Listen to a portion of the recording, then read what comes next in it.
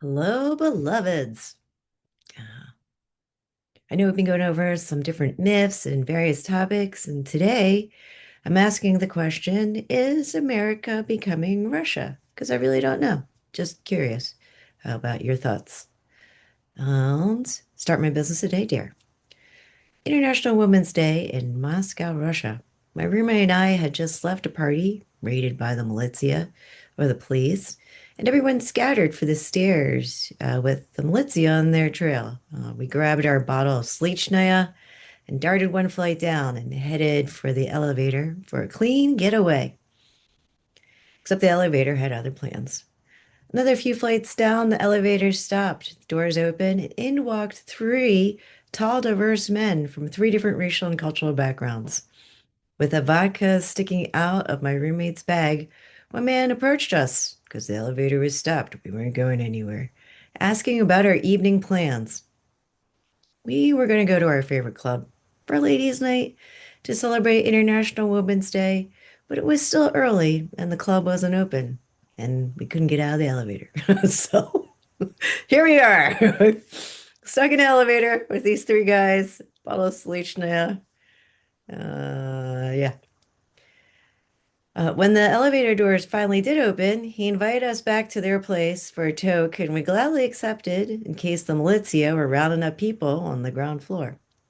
We followed them through the labyrinth of hallways to arrive at their apartment. Our plan was to hang for about an hour and leave when the coast was clear. We found out that our hosts were fellow international students from Ghana, Azerbaijan, and Mongolia. We had vodka, they had weed. In traditional Russian style, we did rounds of vodka shots. Ooh, toast for International Women's Day, for friendship, for world peace. We pieced out to head to the club. At the club, we drank some more shots and hit the dance floor. But things were a little fuzzy after that. Somewhere in the evening, we were separated and we were drugged. Somebody slipped something in our drinks. Some people knew we weren't Russians, narod, as they would say. And some Russians were vehemently and violently against inostranci, or foreigners. I lost a few essential things and found a kind stranger who bought me a Snickers, which was an imported luxury good. Let me tell you, that Snickers tasted so good. It helped me navigate the subway home. I was lucky.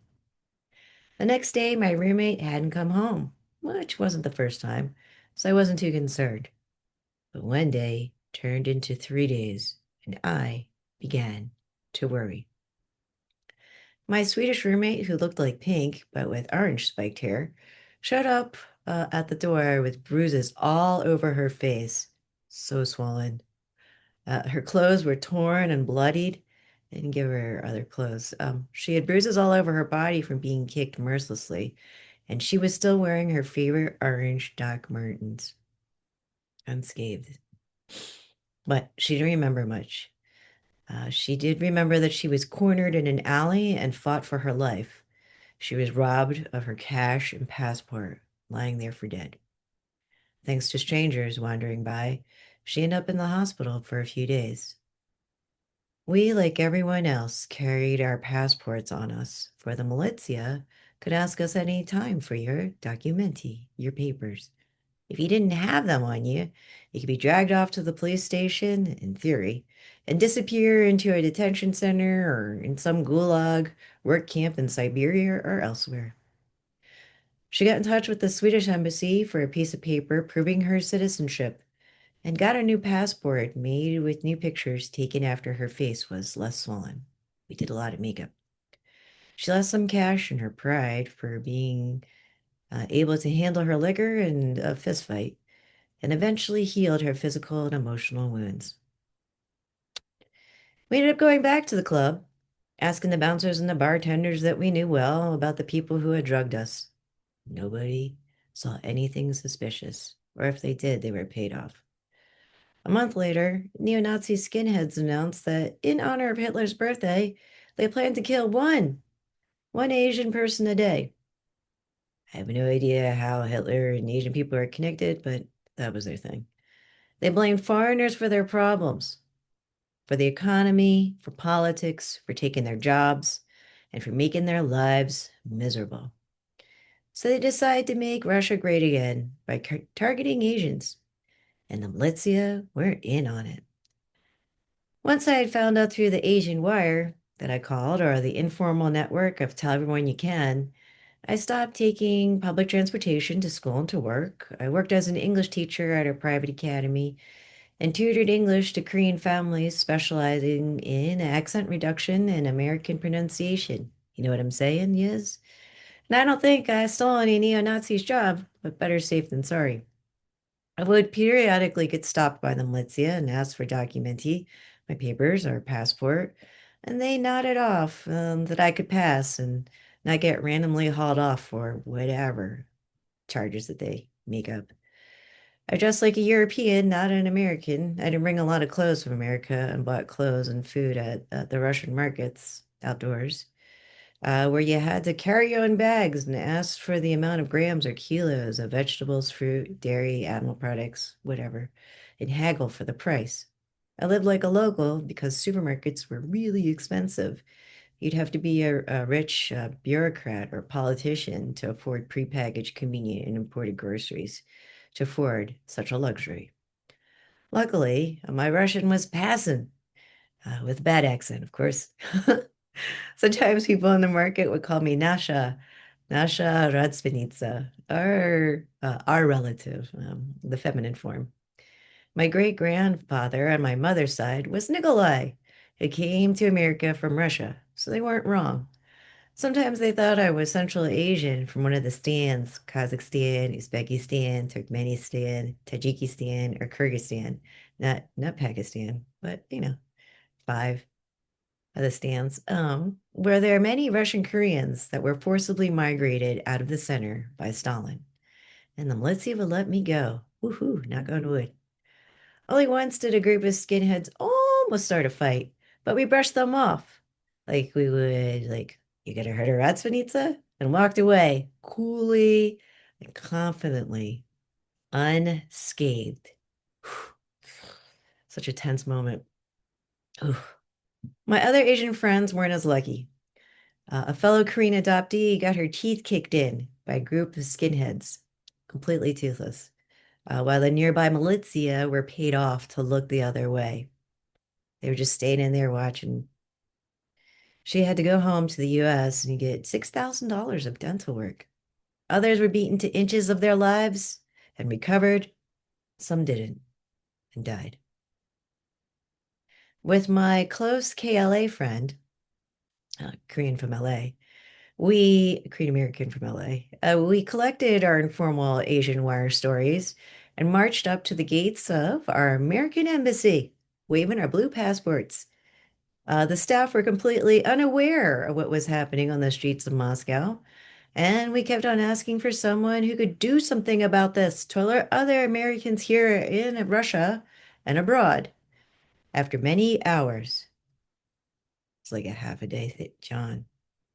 We finally had someone take us seriously, and they suggested an official State Department travel advisory, which took some time to go through the proper channels to be issued. My friends at home were horrified. Together, we worked continually, contacting the American media about the dangers of skinheads targeting, beating, and killing, while the militia turned their backs. Not one U.S. media would write about the horrors. I mean, we're Asian Americans. It's so challenging to get our stories covered. And of course, to actually have our names, we're usually just lumped into the Asian thing. We're not given names. About the horrors we were facing on the daily as we witnessed hundreds more brutalities and deaths.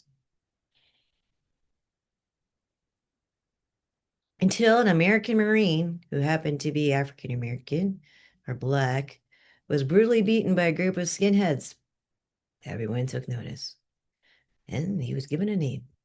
Then almost all the traditional journalist presses, even US Today, started publishing about the brutal facts of neo-Nazis, militia, and possible government collusion terrorizing our immigrant communities on the streets and by our homes and work.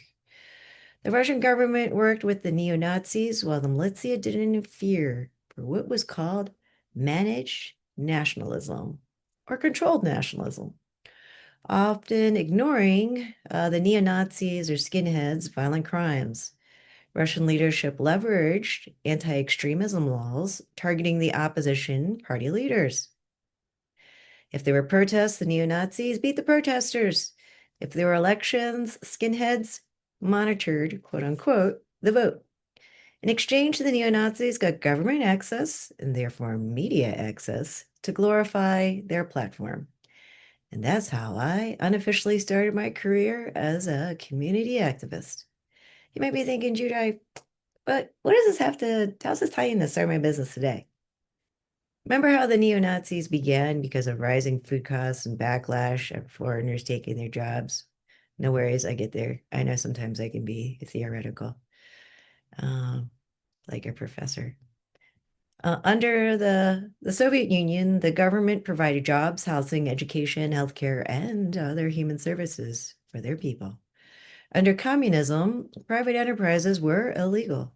Business owners were criminals and possibly exiled if they had connections, or sent to perish in gulags if they didn't have connections to work in camps in Siberia, quote unquote, perhaps never to return again. When I was there under the guise of democracy, starting a business was in theory legal, but most people didn't dare to do so and risk their lives, possibly shipped off to die at a gulag. People that took the risk of going into business were tied to the government or had some inside connections. Um, Hence the rise of Russian oligarchs, billionaires that owned formerly state-run entities and branched out into private businesses. Politics and business became intertwined, in bed with one another, unable to detangle where one began and the other ended. If everyday people had dared to start businesses, Russia could have been a very different foundational economy now. And the world would be a different place. Instead of the war in Ukraine, maybe there would have been a peaceful economic negotiation preventing it. Who knows? Even though I say Russia, Russia is representative of most communist or formerly socialist countries where government is the center of control and private business ownership is frowned upon. Leadership and entrepreneurship is key to a democratic and freer market economy. In the United States, we're not a completely free market economy. In fact, there are a few cases on the planet which is a completely free market economy. I won't go there. No worries. Business and media in bed with politicians is a recipe for essentially controlled government, limiting funding, jobs, education, and healthcare to everyday people, people like you and me. Most of my friends have been laid off. I'm looking for a job, but haven't found one while expenses keep on going up. Additionally, a government-sponsored, you might want to call it internal army, freely operates and targets anyone who looks like an immigrant, which could be anyone. It's dragging us off the streets and shooting random people that protest. People are disappearing into camps that we might die from. The government turns a blind eye to unjust violence. Does any of this ring the Liberty Bell? And this is why I've been wondering, is America becoming Russia? I leave this all to you. And if it is, what can we do about it? You tell me. Many people are gathering for protests and demonstrations. Others are tirelessly working that day to provide for their families in our defunded, bootstrapped communities. What if you could combine your passion as a form of protest and for you, your families, and your community's economic security? And how about creating an impactful organization, changing the world for millions? And what about investing in yourself, in your passion for your families and your communities? And that's why I am daring 100 people to join us for our free 4-day Start My Business Today Dare, starting on Monday, April 6th. Together, we'll dare each other to overcome 4 fails that may stop us from starting a business. You can read more about Start My Business Today, Dare and Intensive on our email below, because I know some of you might be disappointed. So we're still offering an opportunity to start the intensive this weekend and reach out to us at info@womansbizcoop.com if you aren't receiving them. We love to get your emails and we love your feedback. So I leave that question up to all of you. Is America becoming Russia? I thank you for listening and sharing your feedback. Bye for now. Stay safe out there.